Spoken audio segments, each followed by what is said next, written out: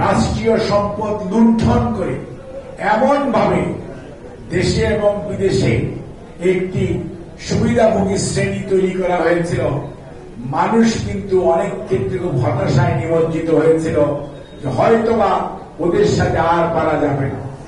কিন্তু আল্লাহ তাআলা কিন্তু তার কোরআন শরীফে বলেছেন, আমি মানুষকে অবকাশ দেই নির্ধারিত সময় পর্যন্ত।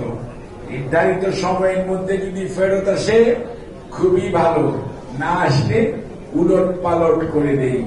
অর্থাৎ আপনাকে বুঝতে হবে, আজকে যারা চেয়ারে বসে অথবা চেয়ারের বাইরে থেকে ক্ষমতার স্বাদ আস্বাদন করে মনে করছেন এটা আরো একটু লম্বা করবেন এবং জনগণকে 14তে ভোট দিতে দেন নাই, 18তে রাত্রে করেছে, 24-এ দরকার পড়ে নাই, এখন 26-এও এটাকে টেনে লম্বা করে অধিকার হারা করে রাখবেন।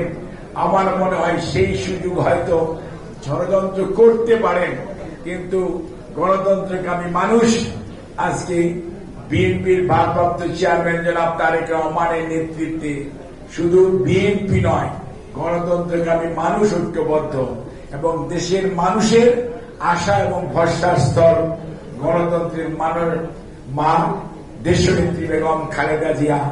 উনিও যখন আজকে নির্বাচনে প্রতিদ্বন্দ্বিতা করার জন্য আলহামদুলিল্লাহ ওনার দল ওনাকে নমিনেট করেছে এবং ওনার আগ্রহ আছে, কাজেই সেই অবস্থায় দাঁড়িয়ে গণতন্ত্রকে প্রলম্বিত করার ষড়যন্ত্র এদেশের সাধারণ সংখ্যাগরিষ্ঠ মানুষ কোন অবস্থাতেই গ্রহণ করবে না।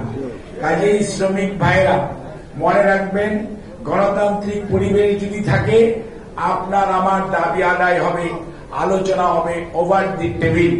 আর যদি গণতন্ত্র না থাকে, গণতন্ত্র আপনাদের প্রতিনিধিত্ব সেটা যেভাবেই হোক যদি প্রতিষ্ঠিত না হয় এবং একটি গণতান্ত্রিক পরিবেশ নিশ্চিত না হয়, তাহলে আমাদের কেন আপনাদের কেন দেশের মানুষের আশা আকাঙ্ক্ষার প্রতিফলন ঘটবে না। কাজে এই অবস্থায় আমাদের এখন সবচেয়ে বড় দরকার, সেই 6 নভেম্বর রাত্রে যেমন সিপাহী জনতার ঐক্য হয়েছিল, ঠিক একই ধরনের ঐক্য আজকে আমাদের সকল শ্রেণী পেশার মানুষের দরকার। কারণ আমাদের যারা প্রতিপক্ষ